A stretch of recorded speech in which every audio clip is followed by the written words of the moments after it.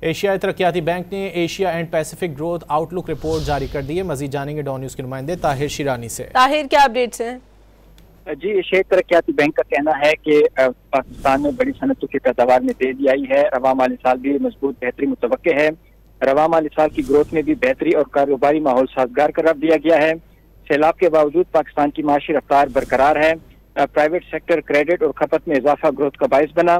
Report के मुताबिक सरमायाकारी और इंडस्ट्री में रिकवरी से तरक्की का रुझान जारी है। जी ताहिर शिरानी, बहुत शुक्रिया आपका। एशियाई तरक्याती बैंक ने Asia and Pacific growth outlook report जारी कर दी है। मजीद जानेंगे डॉन न्यूज के नुमाइंदे ताहिर शिरानी से। ताहिर, क्या अपडेट्स हैं?